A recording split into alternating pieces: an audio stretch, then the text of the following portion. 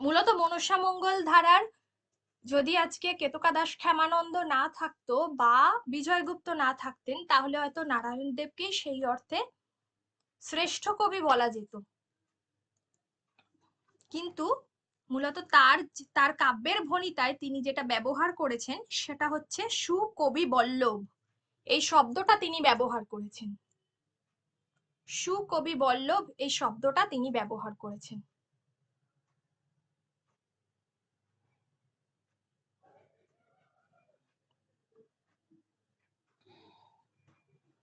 আর এখানে তার কাব্যের নাম মূলত পদ্মা পুরাণ। এই পদ্মা পুরাণ হচ্ছে এদেশীয়রা মূলত যা যা কাব্য ব্যবহার করেছে তার অধিকাংশটাই এই পদ্মা পুরাণ নামেই কিন্তু ব্যবহার হয়েছে। ঠিক আছে।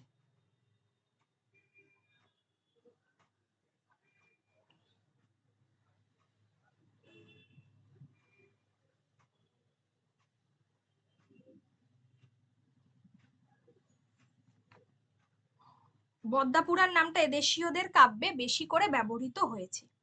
তার নামে অনেক পুঁথি পাওয়া গেছে, যেটা সব থেকে গুরুত্বপূর্ণ হচ্ছে সেটা হচ্ছে 1695-তে। 1695-তে যে পুঁথিটি পাওয়া গেছে সেটা হচ্ছে সব থেকে গুরুত্বপূর্ণ।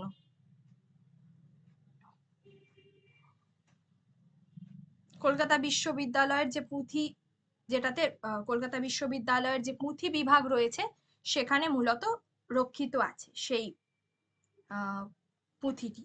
এবং নারায়ণ দেবকে অনেকেই কিন্তু আসামের বলেছেন, অনেকে উত্তরবঙ্গের কবি বলেও অনেকে আর কি বলেছেন। তবে এইটুকু বোঝা যায় যে তিনি তার নিজের কাব্যে যে আত্মপরিচয় যেটা দিয়েছেন সেখানে সেটা হচ্ছে যে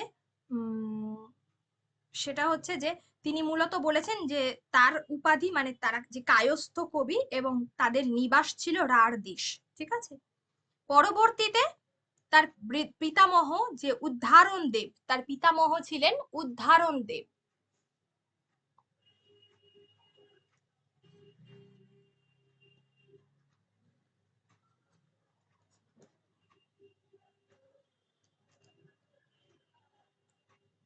উদ্ধারণ দেব রাঢ় দেশ ছেড়ে যিনি ময়মনসিংহ জেলার কিশোরগঞ্জ মহকুমার বোর গ্রামে বসতি স্থাপন করেন গিয়ে।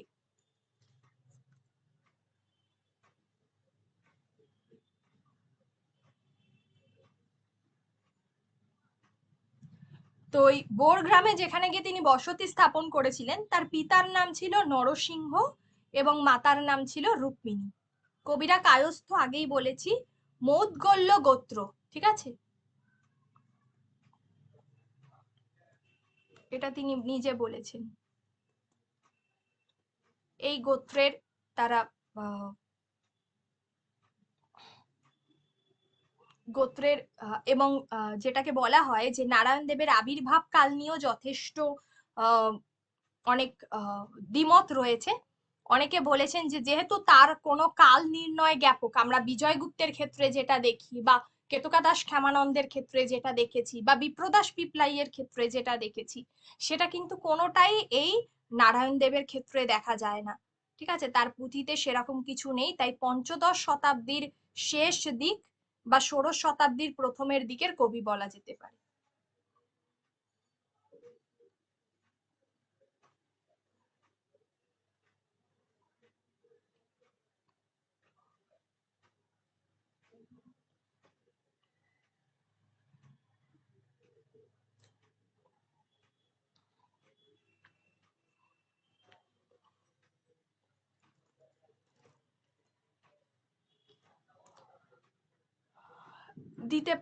এবং তিনি সেই জন্য আমরা বলতে পারি যে তাকে হয় পঞ্চদশ শতাব্দীর শেষের দিকের অথবা ষোড়শ শতাব্দীর প্রথম দিকের কবি বলা যেতে পারে।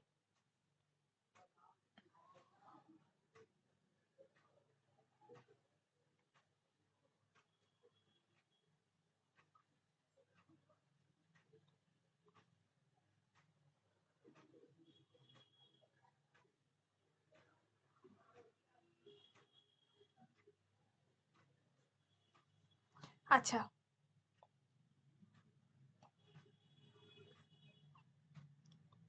আরেকটা হলো যে ওনার যে লেখা পদ্মা পুরাণ, যেটা আমি বলছিলাম যে ওনার যে পদ্মা পুরাণ, যেটা আসামে এবং উত্তরবঙ্গে প্রচলিত ছিল। মূলত এই কাব্যটা ছিল 3টে খণ্ডে বিভক্ত। প্রথম খণ্ডে যেখানে আত্মপরিচয় রয়েছে, যেখানে দেববন্দনা মানে কবির প্রথম যে খণ্ডটা সেটা হচ্ছে কবির আত্মপরিচয় এবং দেববন্দনা। দ্বিতীয় খণ্ড হচ্ছে পৌরাণিক আখ্যানের সমাহার, এবং তৃতীয় খণ্ড যেটা সেটা হচ্ছে চাঁদ সদাগরের কাহিনী উপস্থাপিত হয়েছে। ঠিক আছে, এগুলো সবগুলোই এখানে উল্লেখ করা আছে। যেটা হচ্ছে এই যে তিনি তার যে পিতামহ বললাম, ওনারা রাঢ় দেশ ত্যাগ করে ময়মনসিংহের বোর গ্রামে গিয়ে বসতি স্থাপন করেন। তার পিতা মাতার নাম কি, যে জায়গাগুলো বলছি। আচ্ছা, ওনার গোত্রটা কি, উনি জাতিতে কায়স্থ ছিলেন। বোর গ্রামে যেটা বললাম, বিভিন্ন তার মত পাওয়া যায়।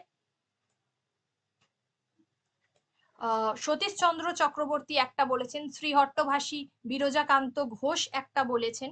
ঠিক আছে,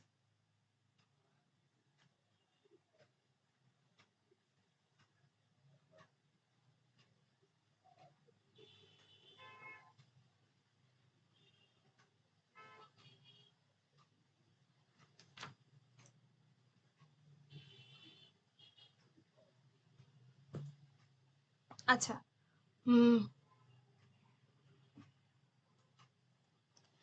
এবারে হলো যেটা তার কাব্য রচনার মূলত তিনি দেবতার স্বপ্নাদেশ পেয়েই তো কাব্য রচনা করেছিলেন।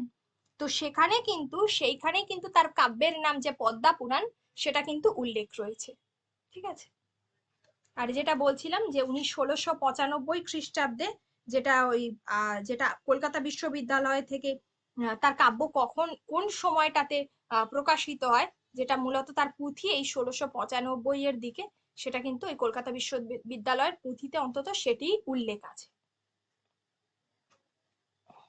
তার কাব্যের যেটা প্রধান বৈশিষ্ট্যগুলো আলাদা করে আমি নিচে একটা জায়গায় লিখে দিয়েছি। কাব্যের পরিসমাপ্তিতে যেখানে তিনি চাঁদ সদাগরের চরিত্রের কথা বলেছেন, আর চাঁদ সদাগরের চরিত্রটা আবার আমরা বিজয়গুপ্তের ক্ষেত্রে যেটা দেখি, আর যেটা আমরা এর ক্ষেত্রে দেখি, আহ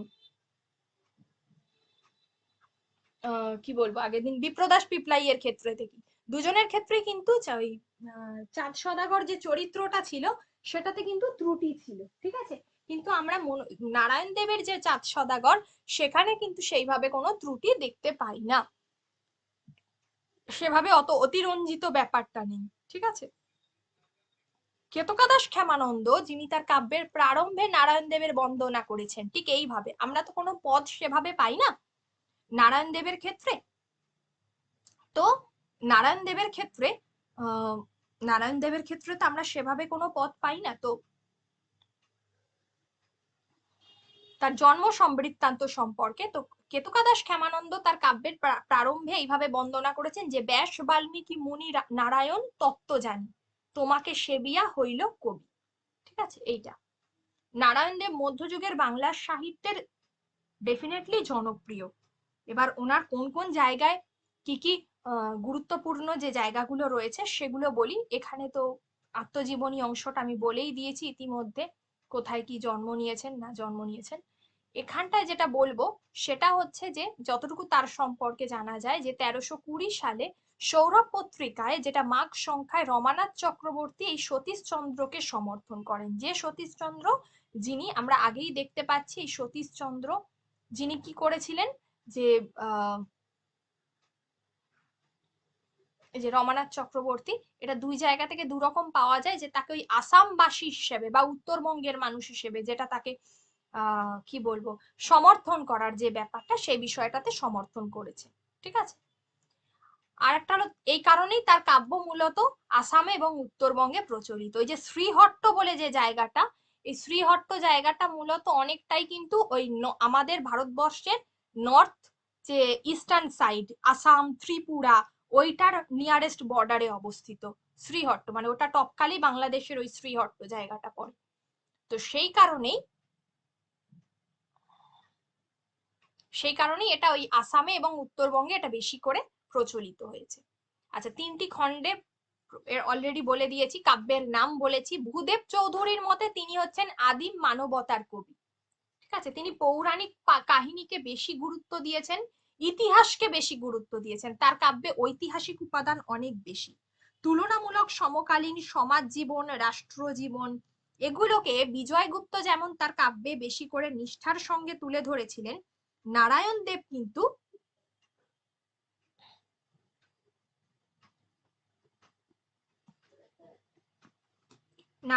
কিন্তু সেইভাবে তুলে ধরেননি। ঠিক আছে, তার কাব্যে ঐতিহাসিক উপাদানই যথেষ্ট, যেমন চাঁদের বাণিজ্য যাত্রা, নদ নদীর বিবরণ যেগুলো রয়েছে, সামাজিক আচার আচরণ, রীতিনীতি, এইগুলো। করুণ রস সৃষ্টিতে তিনি কৃতিত্ব দেখিয়েছেন, করুণ রসে ভাষায় পাণ্ডিত্যের ছাপ স্পষ্ট।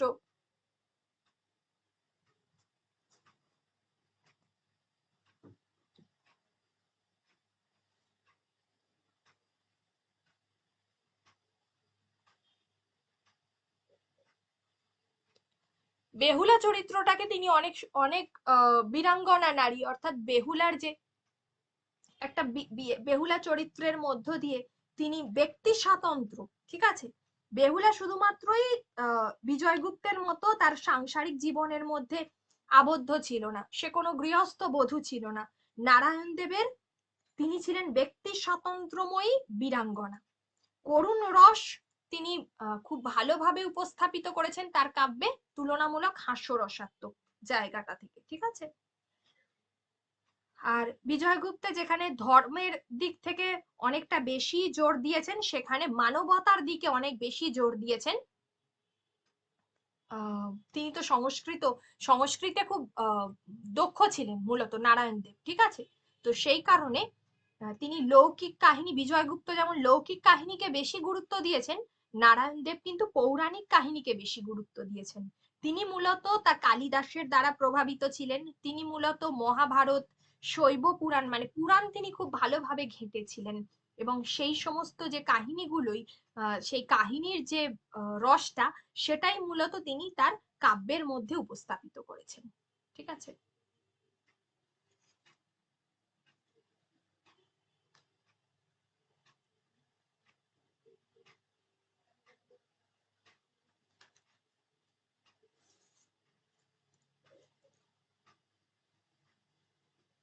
নারায়ণ দেব মূলত সংস্কৃতজ্ঞ ছিলেন, ঠিক আছে, তার কাব্যে তো পাণ্ডিত্যের অভাব নেই, যেটা বললাম। মুকুন্দ চক্রবর্তীর কাব্যেও কিন্তু তিনিও তো খুব বেদজ্ঞ মানুষ ছিলেন, তার কাব্যেও আমরা এই বিষয়টাই দেখতে পাই। ভারতচন্দ্রের কাব্যেও কিন্তু এই বিষয়টাই দেখতে পাই, মঙ্গল কাব্যের ধারা, ঠিক আছে। তারপরে যদি কেউ, এই দুজনকে বাদ দিয়ে যদি আর কেউ থাকেন, সেটা হচ্ছে নারায়ণ দেব। তো নারায়ণ দেবের এই বৈশিষ্ট্যগুলো খুবই গুরুত্বপূর্ণ, এবং তার যদি আমরা শ্রেষ্ঠ চরিত্র সৃষ্টি বলি, তাহলে দুটো চরিত্র, একটা হলো চাঁদ সদাগর, আরেকটা হচ্ছে বেহুলা, এই দুটো চরিত্র, ঠিক আছে। এমনকি দ্বিজ বংশী দাস, যিনি নারায়ণ দেবের দ্বারা প্রভাবিত হয়েছিলেন। আসামেও কিন্তু তার কাব্য সমানভাবে জনপ্রিয় হয়েছিল। এই হলো নারায়ণ দেব। এবার আপনাদের যদি কারোর কোনো জায়গায় কোনো কোয়েশ্চেন থাকে নারায়ণ দেব সম্পর্কে, তাহলে করতে পারেন। আছে কি?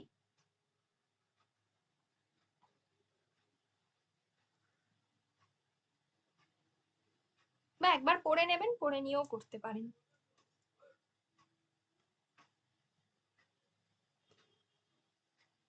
আছে কোনো কোয়েশ্চেন কারো?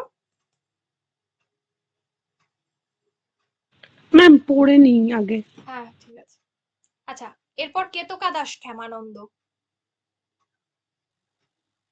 আমি আজকে যতটা পেরেছি, নারায়ণ দেবকে কিছু এর থেকে বিশেষ কিছু বা মানে বাড়িয়ে বলার কোনো জায়গা নেই, কেতকা দাসেরও সেরকম নেই, তবে আমি যতটুকু পেরেছি আজকের জন্য করে দিয়েছি। বাদ বাকিটার জন্য আমি তো কালকে নোট দেবো, যেটুকু বাকি থাকবে ছোটখাটো আমি আরেকবার দেখবো, তারপরে দিয়ে দেবো। আমি বলে দিচ্ছি যে মঙ্গল কাব্য ধারায় আমাদেরকে কোনগুলো করতে হবে, সবগুলো কিন্তু একটা জায়গায় নোটস করে নিতে হবে, ঠিক আছে, পরীক্ষাটাতে থাকবে সেগুলো। সপ্তদশ শতকে আমরা এতক্ষণ ধরে পড়ছিলাম পঞ্চদশ শতকের কথা, মনসামঙ্গল ধারায় পঞ্চদশ শতক। প্রথমে কবি পরিচয়, পঞ্চদশ শতকের আগে ছিল কানাহরি দত্ত। ওকে, তাহলে আমাদেরকে কি কি পড়তে হচ্ছে? এট ফার্স্ট থাকছে কানাহরি দত্ত, তারপর পঞ্চদশ শতক শুরু হচ্ছে, পঞ্চদশে কারা কারা থাকছে? বিজয়গুপ্ত,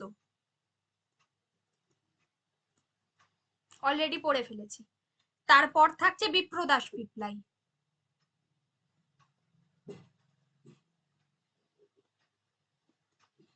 তারপর থাকছে নারায়ণ দেব,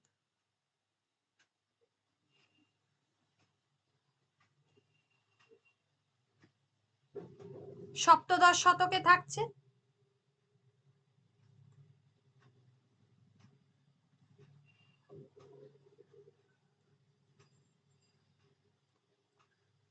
কেতকা দাস ক্ষেমানন্দ,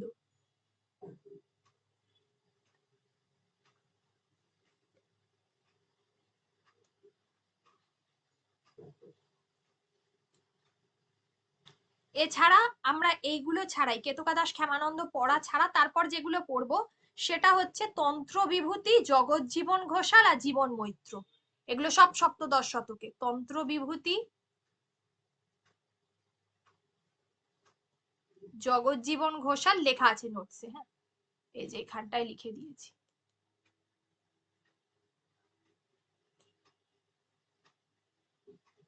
তন্ত্র বিভূতি, জগজ্জীবন ঘোষাল আর জীবন মৈত্র, এনারা সবাই হচ্ছেন সপ্তদশ শতকের। অষ্টাদশ শতাব্দীতে হচ্ছে আরো তিনজনের কথা আমরা পড়বো। অষ্টাদশ শতাব্দীতে, অষ্টাদশে হচ্ছে ফার্স্ট হলো বিষ্ণু পাল, তারপরে হচ্ছে ষষ্ঠীবর দত্ত, তারপর হচ্ছে বাইশা।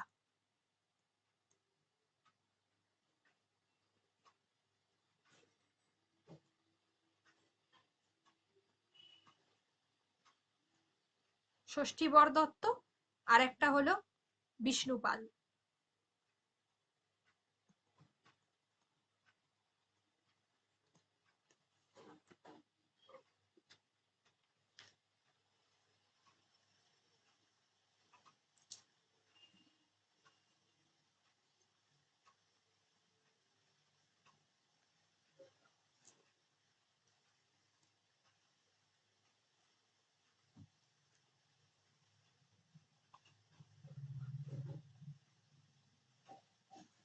এই কজন, এই কজন কবি আমাদের মনসামঙ্গল থেকে পড়লেই হবে। কেতকা দাস ক্ষেমানন্দ চৈতন্য উত্তর যুগের কবি, চৈতন্য উত্তর যুগের কবি। সপ্তদশ শতাব্দীতে কেতকা দাস ক্ষেমানন্দের আমরা পরিচয় পাই। পশ্চিমবঙ্গের মনসামঙ্গল কাব্যধারার একজন শ্রেষ্ঠ কবি। তার মনসামঙ্গল মুদ্রিত হয়েছিল, ঠিক আছে। প্রথম তিনি পশ্চিমবঙ্গের অধিবাসী হলেও বাংলাদেশে তার পুঁথি প্রথম প্রচার লাভ করে। মূলত রামগতি, রামগতি ন্যায়রত্ন, যিনি বঙ্গভাষা এবং সাহিত্য বিষয়ক প্রস্তাবে উল্লেখ করেছেন তার কথা, যে তিনি কেতকা দাসের পদ্মা পুরাণ ছাড়া আর অন্য কবির নাম জানতেন না। পূর্ববঙ্গে তার কাব্য ক্ষেমানন্দী নামে পরিচিত ছিল এবং কলকাতা বিশ্ববিদ্যালয় থেকে যতীন্দ্রমোহন ভট্টাচার্য, যিনি প্রথম ক্ষেমানন্দের মনসামঙ্গলকে প্রকাশ করেন, ঠিক আছে।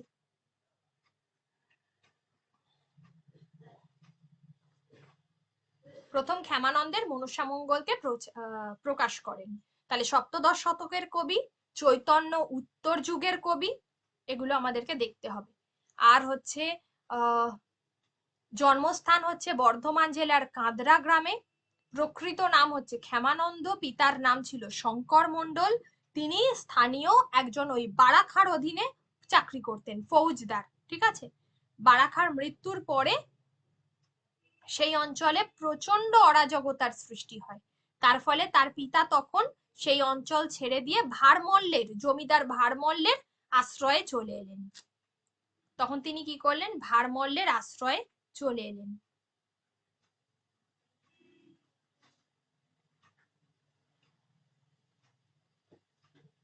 আচ্ছা,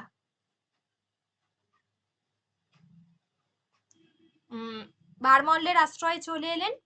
তারপরে হচ্ছে এই ভারমল্লের কাছ থেকে তিনি 3টি গ্রাম নিয়েছিলেন। এইভাবে তার বাল্যকালটা কাটে এবং আমরা দেখছি যে কেতকা দাস ক্ষেমানন্দ এই জন্য তিনি রাঢ়বঙ্গের অধিবাসী। তবুও তার পূর্ববঙ্গে যথেষ্টই নাম ছিল এবং পূর্ববঙ্গে তার কাব্যের নাম হলো, মানে তিনি ক্ষেমানন্দী নামে বেশি পরিচিত ছিলেন। তবে যেটা সুখময় মুখোপাধ্যায় বলছেন ক্ষেমানন্দ যে খ্রিস্টাব্দতে মানে তার কিছুকাল আগেই মূলত 1708-9 এর মধ্যেই কিন্তু এর আগেই তিনি তার কাব্য রচনা করেছেন। আর কেতকাদাস ক্ষেমানন্দের কাব্যের মধ্যে কিন্তু কি বলবো রামায়ণের কিন্তু একটা প্রভাব লক্ষ্য করা যায়। রামায়ণের প্রভাব তিনি কিন্তু তার কাব্যের লক্ষ্য করা গিয়েছিল। আচ্ছা, মনসার অপর নাম কেতকা বলে মনসার দাস হিসেবে তিনি কেতকা দাস কথাটি লিখতেন। তার কাব্যের নাম মনসা মঙ্গল ওই কারণে।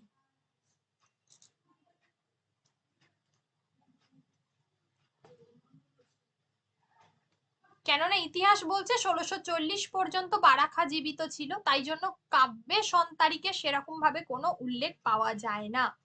তবে কাব্যটি মুদ্রিত হয়েছিল 1844-45-এ।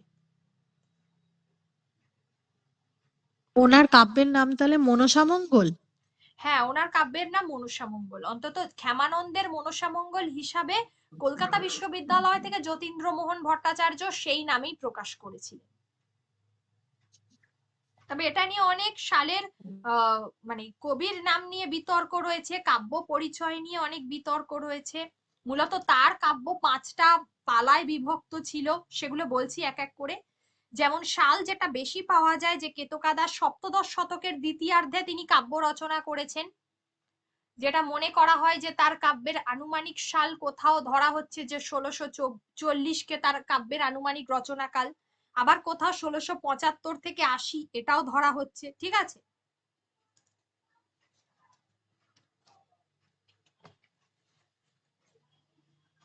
এগুলো মধ্যযুগের কাব্যে থাকবে এবং যেগুলো বিতর্কিত বিষয় সাধারণত সেই জায়গাগুলো কি বলবো সেগুলো সেই পার্টিকুলার জায়গাগুলো অনেক সময় অ্যাভয়েড করেই চলে, মানে তথ্যতে সেই জায়গাগুলো দেওয়া হয় না, বা বিভিন্ন জন বিভিন্ন ধরনের যে মন্তব্য করেছেন সেইটুকুই ধরে নেওয়া যায়। ঠিক আছে, যেমন এখানে সব থেকে বেশি সুখময় মুখোপাধ্যায় এক ধরনের বলেছেন, আবার যেটা ওই যেটা হচ্ছে 1640 বারাখার এই সময়টাতে এক ধরনের বলা হচ্ছে, কিন্তু এটা তো জানা যাচ্ছে তারা পরবর্তীকালে ওই ভারমল্লের কাছে চলে এসেছিলেন, সেখানে এসে এক ধরনের পাওয়া যায়।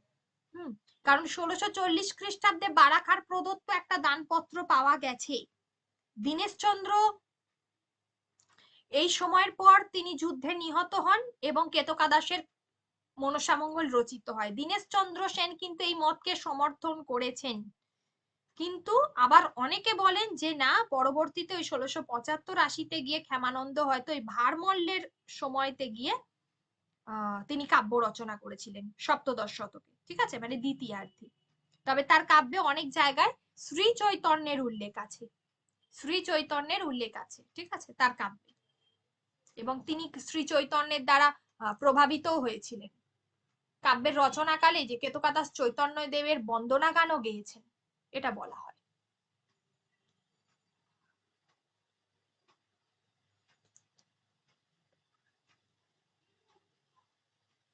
তার কাব্যের মনসামঙ্গলে 5টি পালায় বিভক্ত ছিল, একটা হচ্ছে মথন, একটা হলো উষাহরণ। ঠিক আছে, তাহলে 5টি পালা ছিল তার কাব্যে।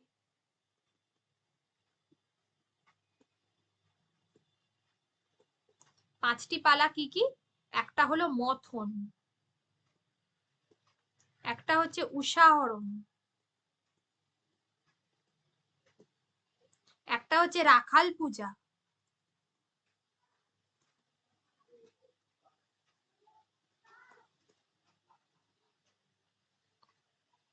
একটা হচ্ছে ধন্বন্তরী,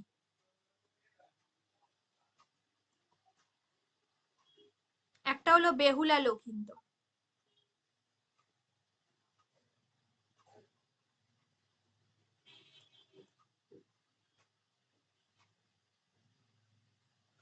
কবি দেবী মনসাকে কেতকা নামে অভিহিত করেছেন, যার জন্য বলা হয় যে তিনি ওই কেতকা নামটা নিয়েছিলেন। এই কারণে তার ওই কাব্যে পাওয়া যায় যে কিয়া পাতে জন্ম হইল কেতকা সুন্দরী। বেহুলার যে ভাসান পথের যেখানে তিনি 22টা ঘাট বা গ্রামের নাম উল্লেখ করেছেন, এবং যার মধ্যে 14টি হচ্ছে দামোদর এবং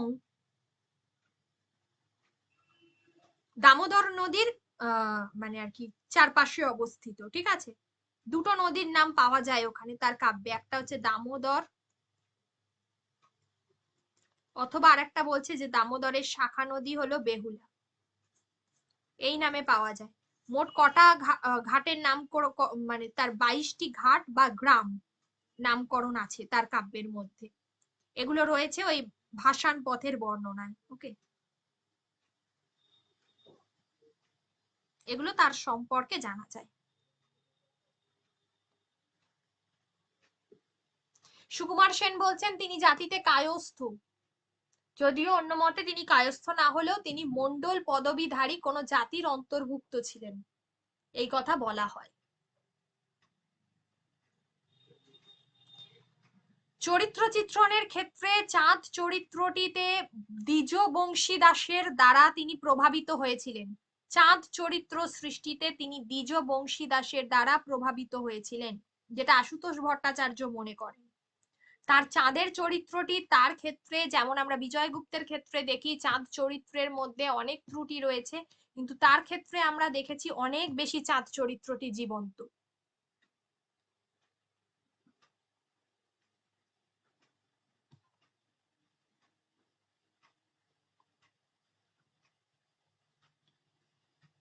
বেহুলা চরিত্রটিও ব্যক্তিত্বে উজ্জ্বল।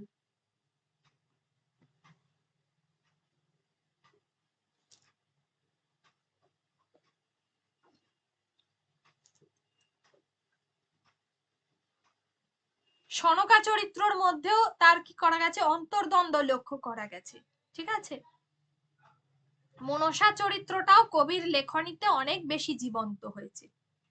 আর ঘেমানন্দ বাঙালি জীবনের যে লৌকিক যে ঘটনাগুলো রয়েছে, সেখানে ওই লকিন্দরের বিবাহ, জন্ম প্রসঙ্গ, এইগুলোতে অনেক বাঙালি জীবনের যে পরিচয় তিনি এখানে বহন করেছেন। ঠিক আছে, মনসা মঙ্গলের মূল রস শান্ত রস হলেও ক্ষেমানন্দের কাব্যে কিন্তু হাস্যরস আর করুণ রসেরও পরিচয় মিলেছে।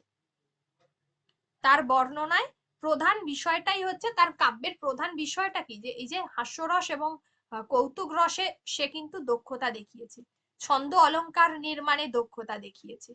এই যে কিয়া পাতে জন্ম নিল কেতকা সুন্দরী, যেটা বলছিলাম আগে।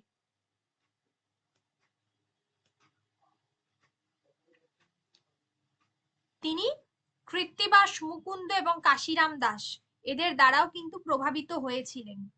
ঠিক আছে, এবং এরা প্রত্যেকেই কেতকা দাস ক্ষেমানন্দকে দ্বিতীয় শ্রেণীর শ্রেষ্ঠ কবি বলেছেন, মানে তাদের পরবর্তী সময়ের শ্রেষ্ঠ কবি তারা বলে গেছেন। এবং তার কাব্যের সব থেকে গুরুত্বপূর্ণ বৈশিষ্ট্য হচ্ছে সরলতা এবং সহৃদয়তা।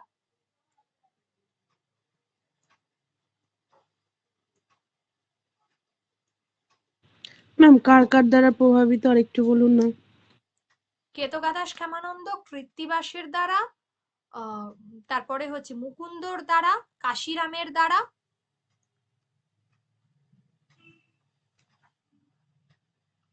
প্রভাবিত হয়েছিলেন, এবং চৈতন্যের দ্বারাও বটে। তার কাব্যে চৈতন্যের কথা উঠে এসেছে, তিনি সরাসরি বলেছেন চৈতন্যদেবের কথা। ম্যাম আরেকজন কার কথা বললেন, চাঁদ চরিত্র সৃষ্টিতে কার দ্বারা প্রভাবিত হয়েছেন? কাশিরাম দাসের কথা বলেছি, মুকুন্দ চক্রবর্তী, কৃত্তিবাস ওঝা, এই তো তিনজনের নাম, আর চৈতন্য দেবের নাম বলেছি। না ম্যাম ওই যে বললেন চাঁদ চরিত্র সৃষ্টিতে কার দ্বারা, মানে কাকে অনুকরণ করেছেন বা ও এরকম একটা দ্বিজ কিছু বংশী বলছিলেন। দাসের দ্বারা প্রভাবিত হয়েছিলেন। চাঁদ চরিত্রতে দ্বিজ বংশী দাসের দ্বারা প্রভাবিত হয়েছিলেন। তাহলে কি ম্যাম এটা এখানেও লিখবো? না, ওখানে নয়, এটা সামগ্রিক ভাবে, আর ওটা শুধুমাত্র চাঁদ চরিত্রের দিক থেকে।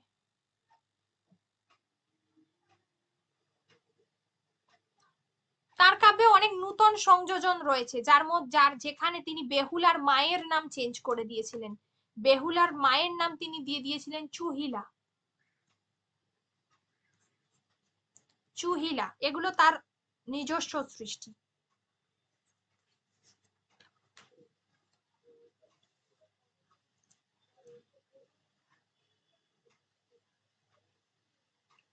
আর যে আমরা তার কাব্যে যে বারাখার কথা জানতে পারি, যার সময় তিনি ছিলেন, তিনি কিন্তু দক্ষিণ রাঢ়ে অবস্থিত, রাঢ়বঙ্গে অবস্থিত ছিলেন।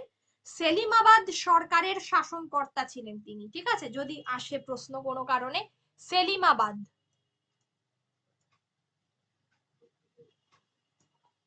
সেলিমাবাদ বারাখার কথা যে আমরা জানতে পারি, তিনি হচ্ছেন সেলিমাবাদ, সেলিমাবাদ সরকারের শাসনকর্তা।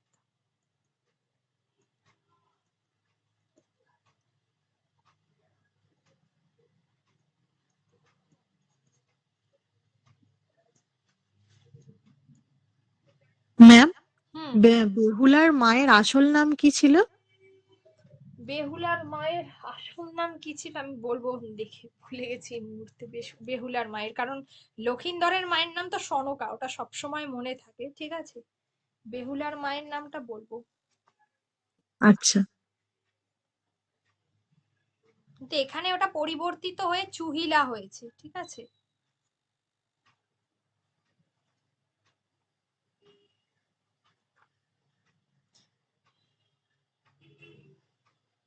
আচ্ছা, আর হচ্ছে যে আহ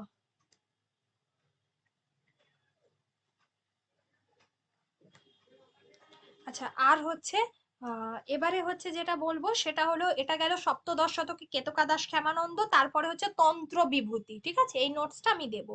তন্ত্র বিভূতির আমি জাস্ট পড়িয়ে রাখছি, কিন্তু আমি এটা দিয়ে দেবো। ফার্স্ট হলো পড়াবো, এরা হচ্ছেন সেরম ভাবে গুরুত্বপূর্ণ নন, কিন্তু এদের কথা আমাদেরকে আমাদের এসএলএসটি তে পড়তে হয় না, বা আমাদের খুব একটা গুরুত্বপূর্ণ নয়, কিন্তু এখানে পড়তে হবে। তন্ত্র বিভূতি হলো সপ্তদশ শতকের একদম শেষ ভাগে তার পরিচিতি, ঠিক আছে, মানে তার আবির্ভাব বলা যেতে পারে। উত্তরবঙ্গের তিনি একজন কবি, মনসা মঙ্গল ধারার উত্তরবঙ্গের কবি ছিলেন এই তন্ত্র বিভূতি। তন্ত্র বিভূতি আশুতোষ দাস, যিনি উত্তরবঙ্গের মালদহ থেকে এই তার পুঁথির কিন্তু সন্ধান পেয়েছিলেন, ঠিক আছে। আর তার আমাদের ভণিতা থেকে আমরা দেখি যে তিনি, তার ভণিতায় লেখা ছিল যে তিনি পুরো ভণিতাটা তিনি ব্যবহার করেছেন, আমি দিয়ে দেবো ভণিতা। মন দিঙা শোভে মনসার গীত, তন্ত্র বিভূতি গায়ে মনসা চরিত, ঠিক আছে। এই হচ্ছে তার মনসা চরিত বা তন্ত্র বিভূতির, এটা হলো তার যে কি বলবো, তার কাব্যের ভণিতাতে তিনি এটা ব্যবহার করেছেন, তন্ত্র বিভূতি। আর একটা হলো যে তার কাব্যে লেখক মূলত দুটো পুঁথির কথা বলেছেন, এই তন্ত্র বিভূতি যে, তার কাব্যে লেখক কিন্তু দুটো পুঁথির কথা বলেছেন, যার মধ্যে একটি পুঁথি ছিল অষ্টাদশ শতাব্দীর শেষ ভাগে, ঠিক আছে, একটি পুঁথি ছিল অষ্টাদশ শতাব্দীর শেষ ভাগে।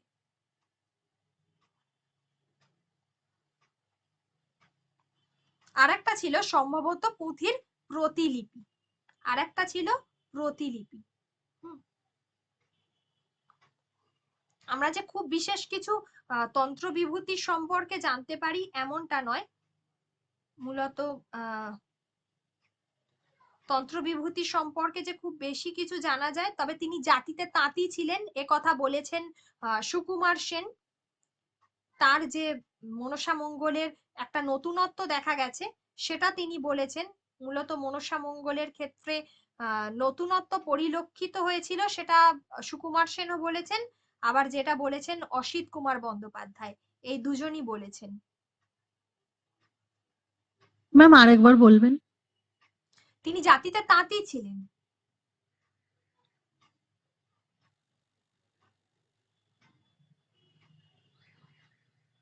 এই তন্ত্র বিভূতি যিনি জাতিতে তাঁতি ছিলেন, তো তার কাব্যর একটা লিপি আমরা অষ্টাদশ শতাব্দীর শেষে দেখতে পাই, আর একটা মূলত তার সেই কাব্যে পুঁথিটারই প্রতিলিপি ছিল, এটাই শোনা যায় যে এটা প্রতিলিপি ছিল। না ম্যাম, অসিত কুমার বন্দ্যোপাধ্যায় উনি তাঁতি ছিলেন সেটা বলেছিলেন। হ্যাঁ হ্যাঁ, অসিত কুমার বন্দ্যোপাধ্যায়, সুকুমার সেন, সুকুমার সেন বলেছেন মূলত, অসিত কুমার বন্দ্যোপাধ্যায় একই তথ্য দিয়েছেন।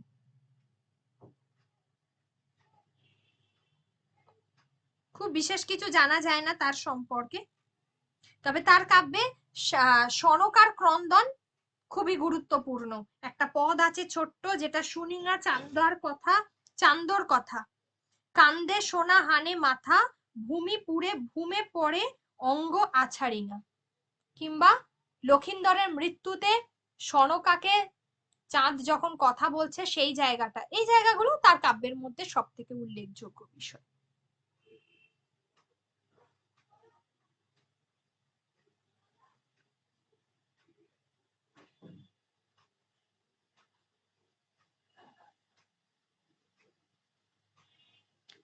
আর হচ্ছে জগৎজীবন ঘোষাল, তিনিও উত্তরবঙ্গের কবি। এই জগৎজীবন ঘোষাল যে ছিলেন তিনিও কিন্তু উত্তরবঙ্গের কবি ছিলেন, পরবর্তী কবি। তবে তার কাব্য কলকাতা বিশ্ববিদ্যালয় থেকে প্রকাশিত হয়েছিল। তিনি তার কাব্যে আত্মপরিচয় দিয়েছেন। তন্ত্র বিভূতির যেমন খুব বিশেষ কিছু পাওয়া যায় না, কিন্তু জগৎজীবন ঘোষাল সম্পর্কে তন্ত্রবিভূতির কাব্যটার কি নাম? মনসামঙ্গলই বলা হয় তন্ত্র বিভূতির কাব্যের নাম। আচ্ছা।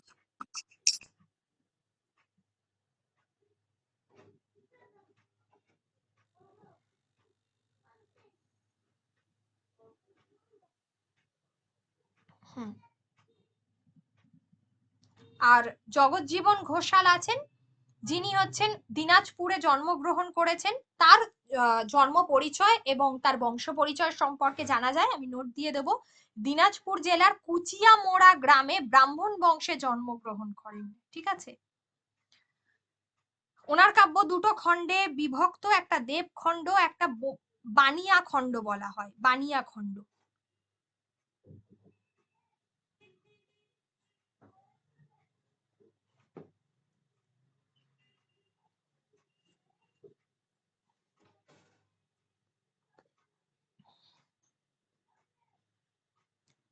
যেখানে দেবখণ্ডের মধ্যে তিনি মনসার 3টে জন্মের কথা বিবৃত করেছেন। তিনি তার কাব্যে পৌরাণিক কাহিনীকে বেশি গুরুত্ব দিয়েছেন।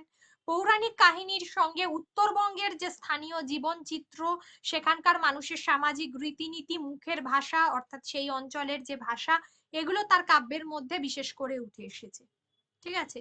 এই সবগুলোই কিন্তু এদের সবার কথাই কিন্তু ওই কি বলবো মানে মনসামঙ্গল নামেই কিন্তু পরিচিত। এদের কাব্যগুলো সবারই মনসামঙ্গল নামেই পরিচিত। যেমন জীবন মৈত্রর ক্ষেত্রেও ঠিক তাই, উনিও কিন্তু উত্তরবঙ্গ ধারার কবি। এবং জীবন মৈত্র যিনি করতোয়া নদীর তীরে জন্মগ্রহণ করেন লাহিড়ি পাড়া গ্রামে। কোনো অসুবিধা নেই, এগুলো সবকটাই নোটস পাবেন আপনারা। এখন নোটস না করলেও চলবে, পরে শুধু একবার একটু ভিডিওটা দেখে নিতে হবে। ঠিক আছে, আমি কালকেই দিয়ে দেবো সকালের দিকে।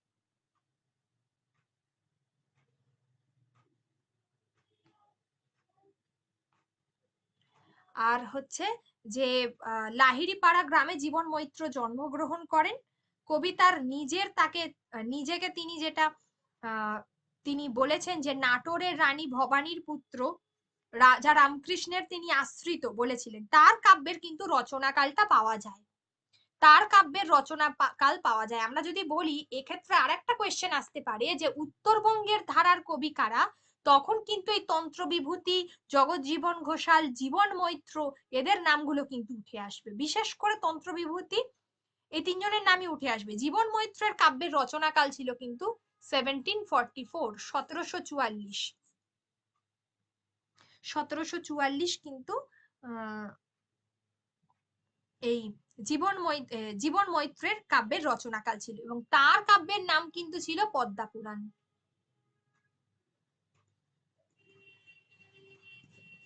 তার কাব্যের নাম কিন্তু ছিল পদ্মা পুরাণ।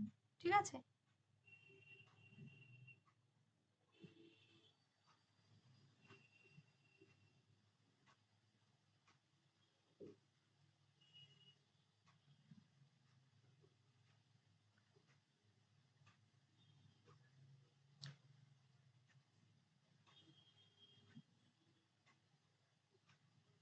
আর তার কাব্য দেবখণ্ড এবং বণিক খণ্ড দুটো ভাগে বিন্যস্ত ছিল।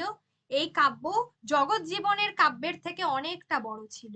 ঠিক আছে, জগৎজীবনের কাব্যের থেকে তার কাব্য কিন্তু অনেকটাই বড় ছিল।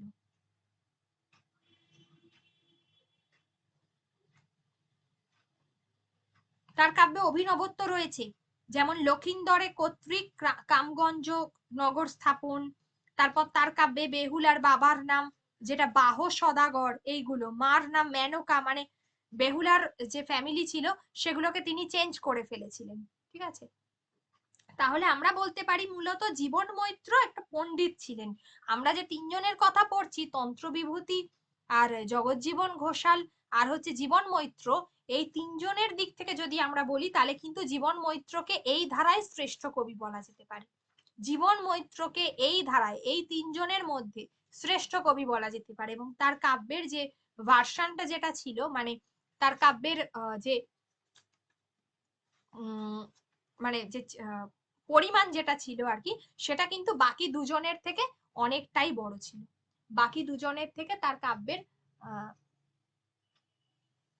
পরিমাণটা অনেকটাই বড় ছিল। ঠিক আছে, সেখানে তার কাব্যের মধ্যে অলংকারের প্রয়োগ দেখা যায়, সংস্কৃত অলংকারের প্রয়োগ দেখা যায়, তৎসম শব্দের ব্যবহার দেখা গেছে, তৎসম শব্দের ব্যবহার দেখা যায়, অলংকারের প্রয়োগ দেখা গেছে, আর হচ্ছে যে করুণ রসের বর্ণনা রয়েছে, আদি রসের উপস্থাপনা রয়েছে জীবন মৈত্র। আগেই বলেছি যে এই দুজনের থেকে যদি শ্রেষ্ঠ কবি হন তবে কিন্তু তিনি। ঠিক আছে, তার কাব্য কিন্তু সত্যি খুব বড়, এবং তার কাব্যে দুটো খণ্ড রয়েছে, দেবখণ্ড আর বণিক খণ্ড।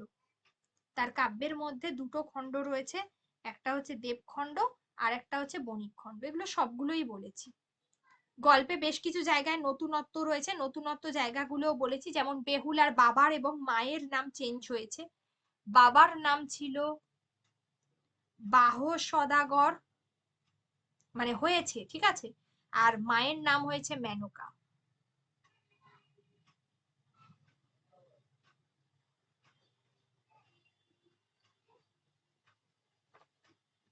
বাবার নাম এবং মায়ের নাম যে যে জায়গাগুলো চেঞ্জ হয়েছে বলে দিলাম।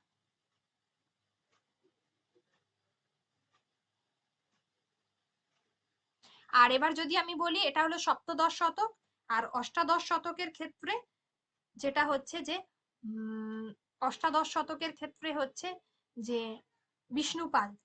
ঠিক আছে, বিষ্ণুপাল যিনি রাঢ় বঙ্গের অষ্টাদশ শতকের মনসামঙ্গলের বিশিষ্ট কবি বিষ্ণুপাল। বর্ধমানের পশ্চিমাঞ্চলে এবং দক্ষিণ পূর্বে বীরভূমে বিষ্ণুপালের পুঁথি পাওয়া গেছে। কবি জাতিতে কুম্ভকার ছিলেন এবং এই অঞ্চলেরই তিনি বাসিন্দা ছিলেন। দক্ষিণ পূর্ব বীরভূমে বিষ্ণুপালের পুঁথি পাওয়া গেছে। এরা হচ্ছেন অষ্টাদশ শতকের কবি।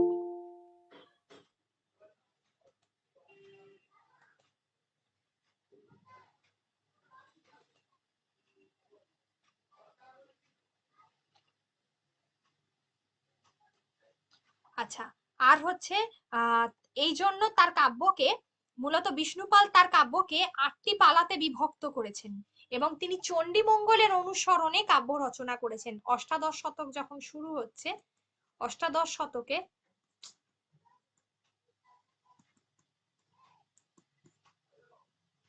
অষ্টাদশ শতকে হচ্ছে বিষ্ণুপাল। ঠিক আছে, বিষ্ণুপালের কাব্য কি ছিল?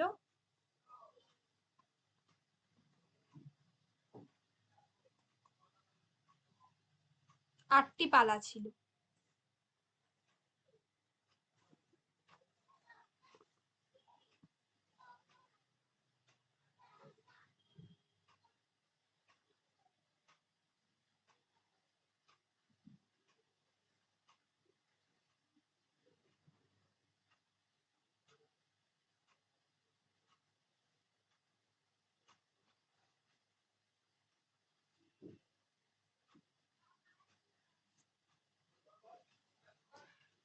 আটটা পালা ছিল বিষ্ণুপালের কাব্যে। ঠিক আছে, সেই কারণে তার কাব্যকে তিনি অষ্টমঙ্গলা বলেছিলেন।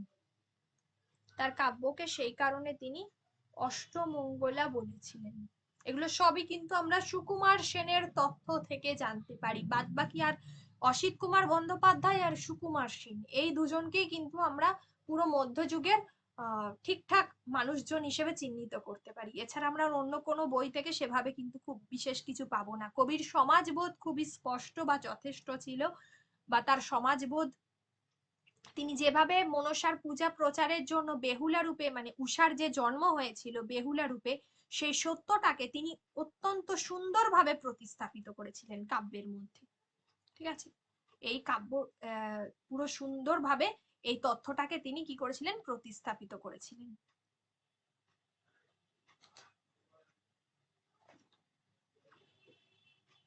এবং তিনি কিন্তু গ্রাম বাংলার যে মানুষ, তাদের যে ভাষা, তার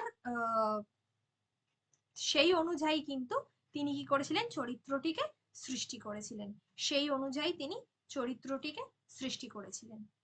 আচ্ছা, এবার হলো যে এবারে আমরা কোন জায়গাটা পড়বো, এবারে হচ্ছে ষষ্ঠীবর দত্ত। ষষ্ঠীবর দত্ত হচ্ছেন, তিনিও পূর্ব বাংলার মানুষ। ঠিক আছে, শ্রীহট্ট থেকে তার কাব্য বিরজাকান্ত ঘোষ পদ্মা পুরাণ নামে, প্রথমে পদ্মা পুরাণ, ষষ্ঠীবরের পদ্মা পুরাণ, এবং পরবর্তীকালে সেটা 1332 সালে, এটা হলো ষষ্ঠীবর দত্ত।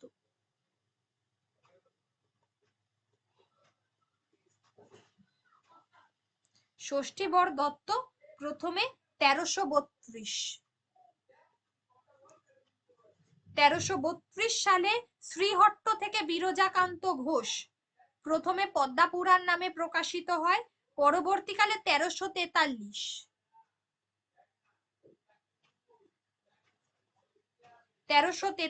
সালে শ্রীহট্ট থেকে ফণীন্দ্রচন্দ্র দাস এবং গিরিশচন্দ্র দাস এই দুজন প্রকাশ করেন। 1343-এ ফণীন্দ্রচন্দ্র দাস আর গিরিশচন্দ্র দাস এই দুজন ষষ্ঠীবরের এই পদ্মা পুরাণ তারা প্রকাশ করেছিলেন। তার উপাধি কি ছিল? ষষ্ঠীবরের উপাধি ছিল গুণরাজ খাঁ। ধরে ধরে প্রশ্ন হতে পারে যদি মনে করে যে প্রশ্ন কঠিন করব। ষষ্ঠীবরের উপাধি ছিল গুণরাজ খাঁ।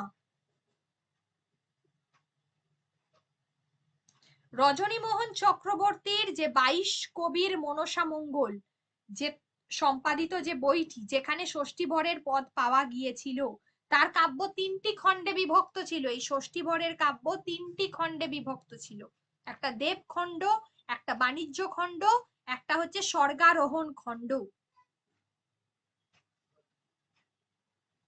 আর হলো যেটা আমি বলি যে এই 3টে, আর দেবখণ্ড যেখানে গরুর পুরাণ, শিব পুরাণ, পুরাণের কথা রয়েছে, মহাভারতের কথা রয়েছে। বাণিজ্য খণ্ডে সেরকম ভাবে কোন রকম বিশেষ কোনো বৈচিত্র্য নেই, একই জিনিস পদ্মা পুরাণের মতো।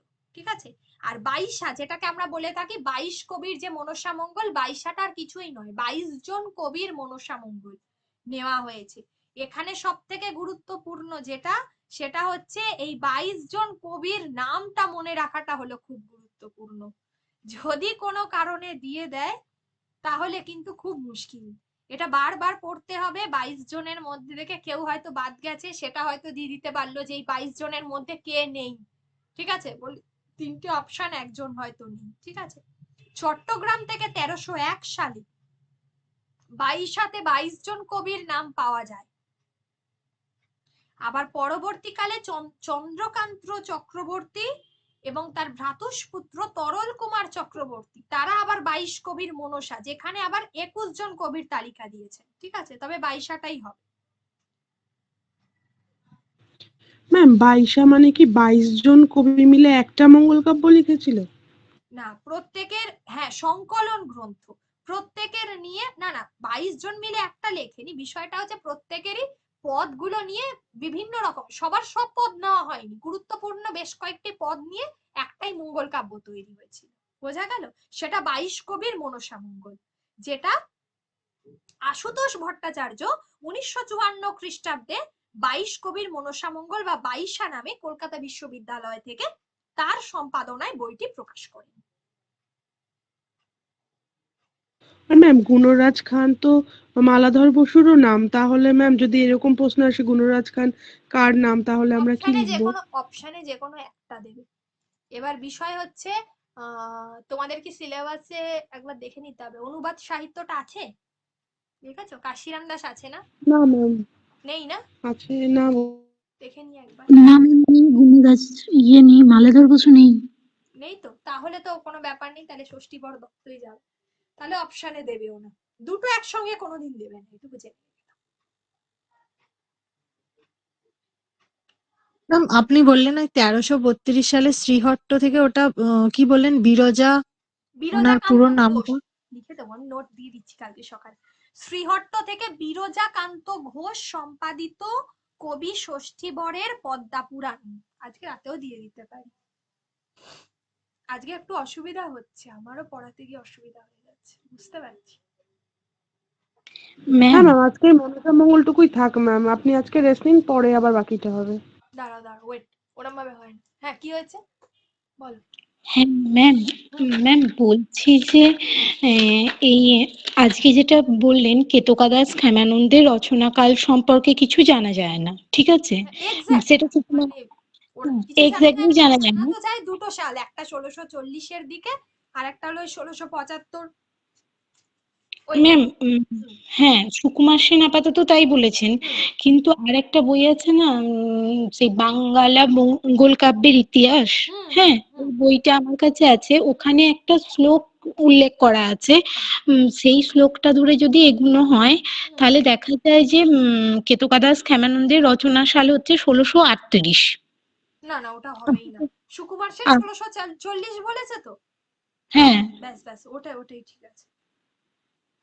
তাহলে এবার ম্যাম যদি মানে এই প্রশ্নটা আসে রচনাকাল কত, তাহলে তখন কি করব? 1640 সুকুমার দেবে। দেখো, বিতর্কিত কোনো ইস্যু কোনো একটা সালে সাধারণত ওরাও এগোতে চাইবে না, কিন্তু যদি দেয় হ্যাঁ 1640টাই ধরে নিতে হবে, ওটাই হবে এক্স্যাক্ট।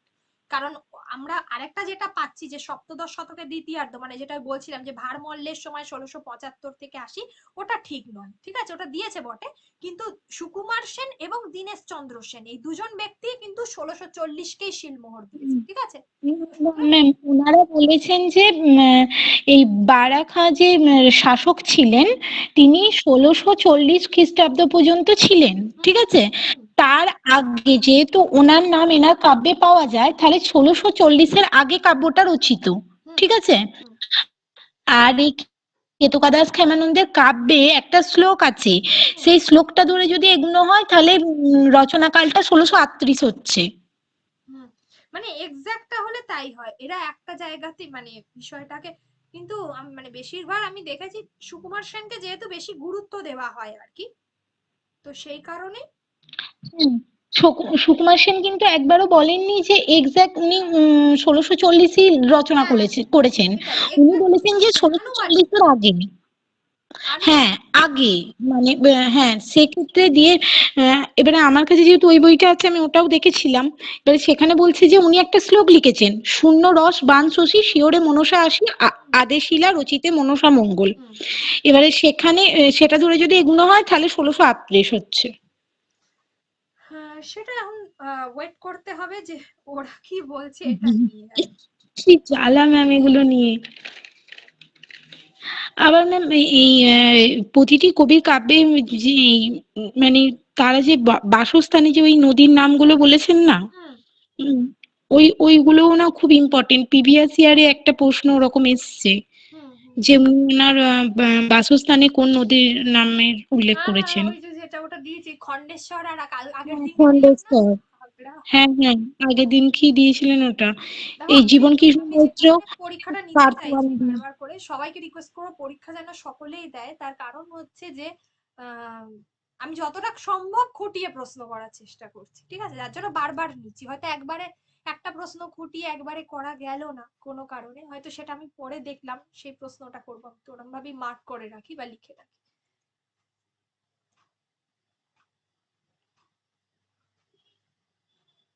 এই জন্য চেষ্টা করছি। আর আমি চাই যে আমি হয়তো খুব বেশি বিশাল বড় হয়তো এই পরিষেবাটা এই মুহূর্তে দিতে পারছি না, মানে পড়ানোর দিক থেকে কোনো অসুবিধা নেই, অন্যান্য ক্ষেত্রে যেগুলো হয় প্রফেশনালি। তো আমার ক্ষেত্রে হলো যে কজনই পড়ুক না কেন, তারা অ্যাটলিস্ট 80% তারা করে দিয়ে আসুক, তারপর দেখা যাবে যে কি হবে। আনসার যেন নেগেটিভ মার্কিং বাদ দিয়ে 80% থাকে, এটাই হলো বিষয়। 75 থেকে 80 যেন থাকে মার্কসটা।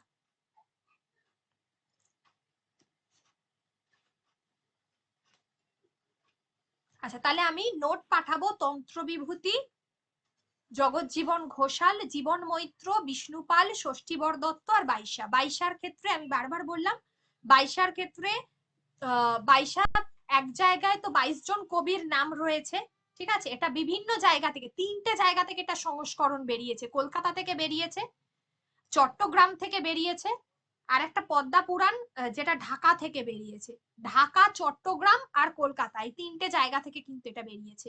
তার মধ্যে আমি বলছি এখানে 22 জন কবি নয়, এটা তো আসলে এরা কিন্তু প্রত্যেকেই কবি ছিল না, এরা ছিল এক একজন গায়েন, মানে যারা গান গাইতো। কবি তো আছে কিন্তু বেশিরভাগটাই ছিল গায়েন, তাদের বিভিন্ন পদ বা পালা, সেখান থেকে বেশ কিছু পদ বা পালা নিয়ে একটা সংকলন তৈরি করা হয়েছে মনসামঙ্গলের উপর। তবে এটা বলা হয় যে মূলত এখানে বাংলাদেশের কবিরাই স্থান পেয়েছেন। আর 1301 সালে 22 জন কবির কথাই জানা যায়। আমি দুটো নাম দেবো, একটা চট্টগ্রাম থেকে যেটা 1301-এ বেরিয়েছে, সেখানে 22 জনেরই নাম আছে।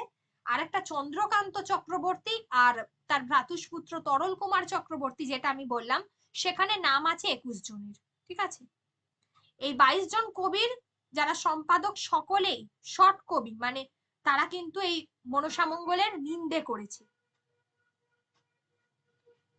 এক কথায় মনসামঙ্গলের যে অশ্লীল যে জায়গাগুলো, ঘৃণ্য যে জায়গাগুলো, সেগুলোতে নিন্দে করা হয়েছে, ঠিক আছে।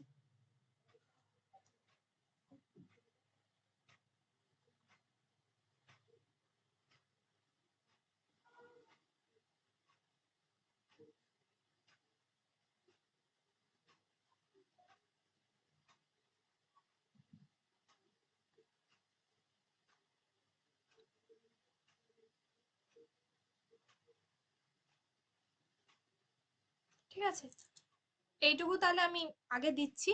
আর আরেকটা কথা, আমি প্রশ্ন বারবার পাঠাতে বলেছি, আমি আজকে রাত্রেই প্রশ্ন পাঠিয়ে দিচ্ছি, কিন্তু প্রশ্নের মধ্যে হয়তো অনেক জায়গায় টিক করা আছে, বেশিরভাগ জায়গাতে ওই ওই উত্তরগুলো প্লিজ কেউ নেবেন না, ঠিক আছে। আমি উত্তর করাবো, তারপরে উত্তর নেবেন। অনেক জায়গায় হয়তো ভুল থাকতে পারে উত্তরে কোনো, এগুলো তো প্রশ্ন নেওয়া বাঞ্চ ওয়াইজ, তো ওইগুলো উত্তর কিন্তু দেখে নিতে হবে আমাদেরকে। আমি করিয়ে দেবো উত্তর, কিন্তু পার্টিকুলার যে মার্ক করা আছে ওই উত্তরগুলো নেওয়ার এই মুহূর্তে দরকার নেই।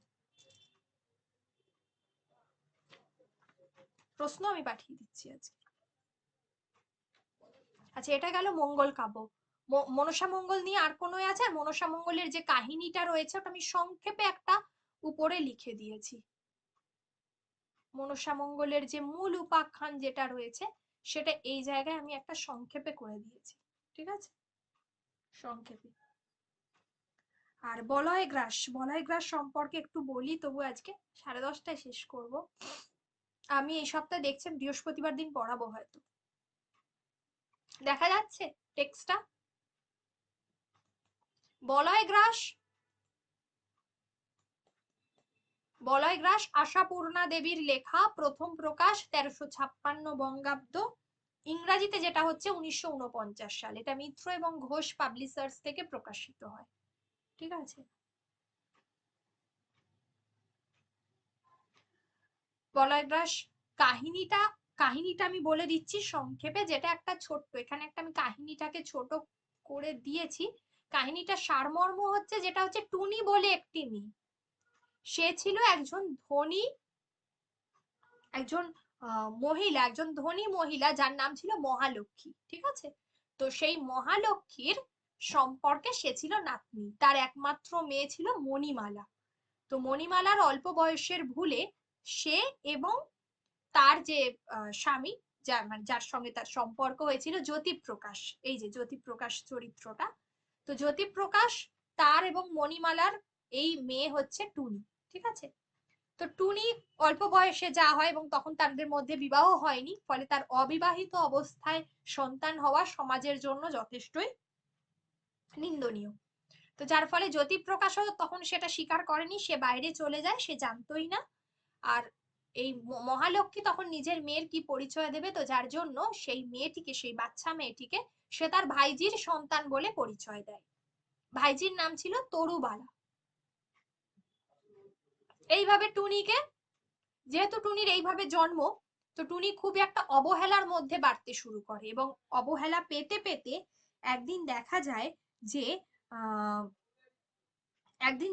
যে সে কি করে, বাড়ি থেকে বেরিয়ে যায়। সে বাড়ি থেকে বেরিয়ে গিয়ে একটি আশ্রমে, বিভিন্ন ঘটনা রয়েছে যার মধ্যে আমরা দুটো পরিচ্ছেদ দেখবো উপন্যাসে, প্রথম পরিচ্ছেদ এবং দ্বিতীয় পরিচ্ছেদ, এবং তার আবার বিভিন্ন পর্যায়গুলো রয়েছে। তো সেখানে গিয়ে ঘটনাচক্রে যে আশ্রম মানে অনাথ আশ্রমে গিয়ে উঠেছিল আর কি, তো সেই অনাথ আশ্রমে আমরা দেখতে পাবো অনাথ আশ্রমে আমরা গিয়ে দেখতে পাবো যে বিভাবতী দেবী তার অনাথ আশ্রম, সেখানে ওই ঘটনাচক্রে সেখানে অর্থ দিত মানে দান করতো হচ্ছে এই জ্যোতিপ্রকাশ। সে ফিরে আসে পুনরায় জ্যোতিপ্রকাশের সঙ্গে, তখন মণিমালা বিবাহ করে নেয় ঘটনাচক্রে, সে মায়ের অনুমতি না নিয়েই সে বিবাহ করে নেয় আলটিমেটলি। কিন্তু তাদের বিবাহিত জীবনে একটা অভাব বোধ ছিল, সে তো জানতো কি হয়েছে এবং সেই পুরো বিষয়টা জ্যোতিপ্রকাশকে জানায় মণিমালা, এবং মণিমালা আমরা দেখব অসুস্থ। পুরো উপন্যাস জুড়েই আমরা প্রথম অংশে দেখবো যে সে অসুস্থ, তার কারণই হচ্ছে অ্যাকচুয়ালি সে মানসিকভাবে অসুস্থ এবং তার সম্পর্কে সবকিছুই গোপনে রাখতে চায় এই মহালক্ষ্মী। তো তারপরে আমরা দেখছি যে যখন ঘটনাক্রমে বিভিন্ন তারা সেই লাঞ্ছিতা টুনিকে, টুনি ভীষণভাবে চতুর্দিকে লাঞ্ছিতা হবে এবং টুনির নামও বদলে যাবে যে লীলা বলে। তো সেই টুনিকে যখন তারা খুঁজে পাবে, যখন তারা তাদের কাছে আনতে চাইবে, তখন টুনি আর তাদের সেই, তবু শেষ পর্যন্ত আমরা মিল দেখবো না উপন্যাসটার মধ্যে, ঠিক আছে। টুনি কি করবে, সে তার মাকে স্পষ্টতই জানিয়ে দেবে সে তার মাকে চেনে, মানে সে কাউকেই চেনে না, ঠিক আছে। সে লীলা, সে কাউকেই চেনে না। এই হলো মূল কাহিনীটা, যেটা আমরা কি করব, ধরে ধরে পড়তে থাকবো। আমাদের ছোট ছোট ঘটনাগুলো তো আমাদের তো পড়তেই হবে। আমি 1 থেকে 5 অব্দি যতটা পেরেছি, মানে আমি খুব আজকের দিনের মতো আমি করে দিয়েছি। এটা পড়তে থাকুন আগে এই প্রশ্নটা, তারপরে আমি আলোচনা করে দিচ্ছি। কালকে আশা করা যায় বলয় গ্রাস। আমাদের একটু রুটিনটা দেখুন তো, এই কালকের ক্লাসে আমাদের কি কি আছে বলয় গ্রাসের সাথে।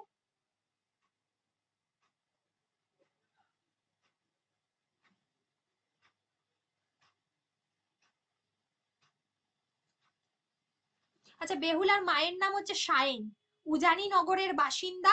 শাইন, শাইন দন্তে শয়ে আকার, হন্তে স্তয়েকার দন্তে।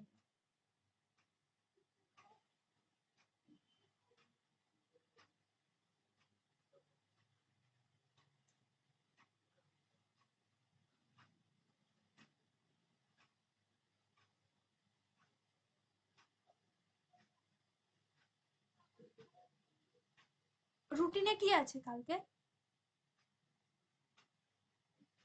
আমার কৈফিয়ত আছে, আর তার সঙ্গে ফোর্ট উইলিয়াম কলেজ পর্ব 1।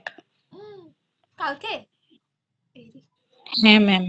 বলয় গ্রাস আছে নাকি কালকে? হ্যাঁ, বলয় গ্রাস আছে, তার সঙ্গে আবার ওই দুটোও আছে। ম্যাম বলছে কি পড়াগুলো একটু কমিয়ে কমিয়ে দিলে ভালো হয় না, তাহলে একটু ভালো করে পড়তে পারতাম। শেষ করতে পারবো না, দেখছো তো 2 দিনেরই অবস্থা, 3 দিন দিয়েও শেষ করতে পারছি না।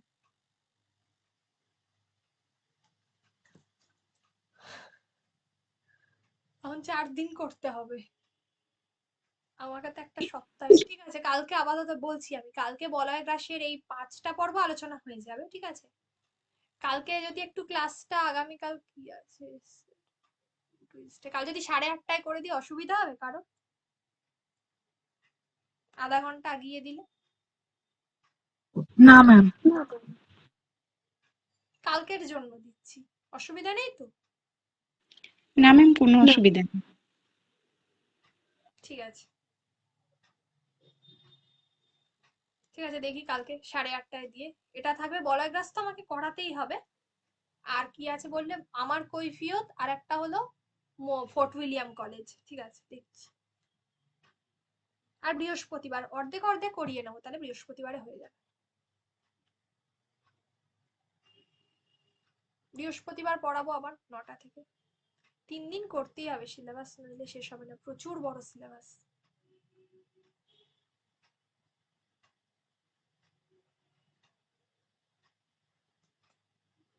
কারোর কোনো কোয়েশ্চেন আছে আজকে?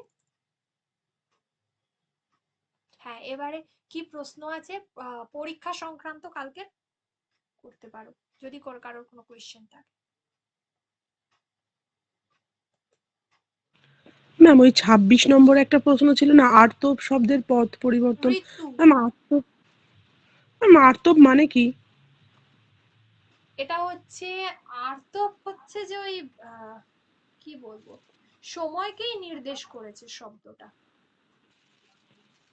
ও আচ্ছা, এবার আর্তবের সঙ্গে ঋতুর কোনো মিল পাচ্ছি না তো, মানে শুনতেও কোনো মিল পাচ্ছি না, ওই জন্য বুঝতে পারছিলাম না। না, ওই জন্যই তো প্রশ্নটা দেওয়া হয়েছে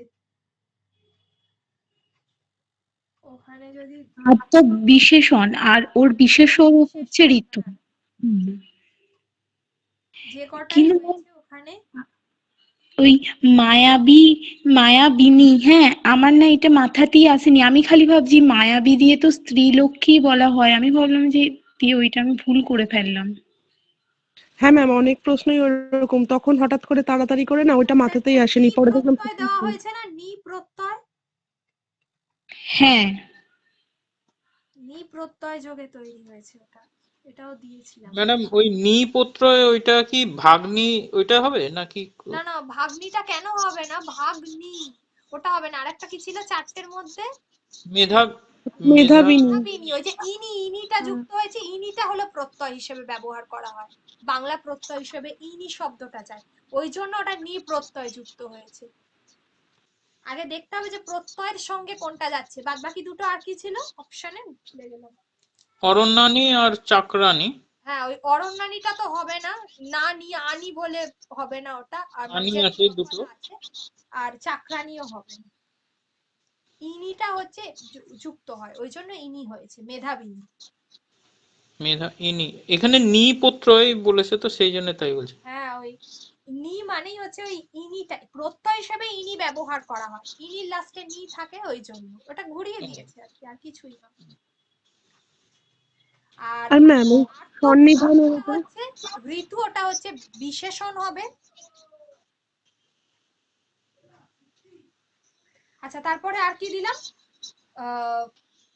আর কি কি দিয়েছিলাম ওখানে, সান্নিধ্য। সান্নিধ্য কিন্তু ওটারও কিন্তু বিশেষ স্বরূপ হবে সন্নিহিত।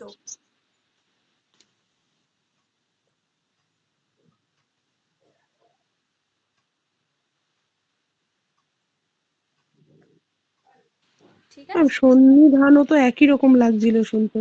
না না না, ওটা সন্নিধানটা তো পদ পরিবর্তনে হবে না, সন্নিহিত হবে, সান্নিধ্য, সন্নিহিত, এগুলো সব বিশেষণ রূপ ছিল, সান্নিধ্যটা বিশেষ স্বরূপটা হয়েছে সন্নিহিত এটা।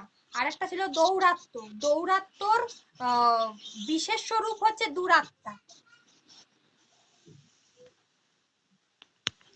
দৌরাত্ম্য হচ্ছে বিশেষণ, দূরাত্মা হচ্ছে বিশেষ্য। হ্যাঁ ম্যাম, এগুলো খুব গুলিয়ে গেছে। ওই জন্য বলে দিলাম। আর একটা কি ছিল, আর কিছু ছিল না তো, তিনটেই ছিল। হ্যাঁ ম্যাম, তিনটেই ছিল। হ্যাঁ, এরপর তো এক কথায় প্রকাশ আর অশুদ্ধ সংশোধন, মারাত্মক ব্যাপার। ভরে ভরে প্রশ্ন হবে, শুধু এই দুটো নিয়েই হয়তো দেখা যাবে যে একটা 30 নম্বরের প্রশ্ন সেট, অন্য কিছু দেওয়ার ম্যাম পরীক্ষাতেও এক কথায় প্রকাশ খুব দেয়। হ্যাঁ, ওই নোটটা আমি আগে দিয়ে দেবো, মুখস্থ করতে হবে তো, করতে থাকবে ওটা, ওখানে পড়ানোর কিছু নেই, এক কথায় প্রকাশে মুখস্থ ছাড়া আমাকে পড়া ধরতে। ম্যাম বলছি কবিতাগুলো কি সব মুখস্থ করে ফেলবো? হ্যাঁ, আর মেঘনাদ বধ কাব্য? শূন্যস্থান পূরণ দেবে, ইভিন মেঘনাদ বধ, আমি তো বলেছি মেঘনাদ পথ পুরো কোন লাইন থেকে প্রশ্ন, না আমি আমার মতো সাধ্য মতো অবশ্যই করব, শর্ট নোট এখনো শর্ট কোয়েশ্চেন যতটা পারবো দেবো, কিন্তু যতটা সম্ভব লাইন বাই লাইন রিডিং করতে থাকুন, অর্থটা ধরে ধরে, যে কারণে দেওয়া হয়েছে জিসটা, যাতে পড়ার সময় অসুবিধা না।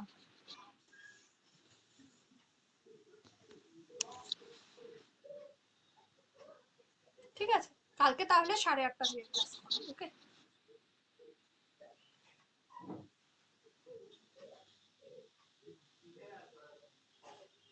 আর কোনো কোয়েশ্চেন নেই তো? আর ওইটা পরিচয় পত্রিকা হবে, ঠিক আছে, পরিচয় হওয়ার চান্সেস প্রবল, তারপরে কিন্তু ভারতী পত্রিকাও পাওয়া যাচ্ছে, আমি ওটা দেখে বলছি, জীবন শিল্পী রবীন্দ্রনাথ। হ্যাঁ ম্যাম, আর আমার একটা প্রশ্ন ওখান থেকে আছে, ওটা আমি আপনাকে আগে এই গ্রুপে বা আপনাকে পার্সোনালি পাঠাচ্ছি, মানে একটা ছবি, লাইনটা না পাঠালে বলতে পারছি না। হুম হুম হুম, ঠিক আছে, ঠিক আছে, পাঠিয়ে দিও। ঠিক আছে। ঠিক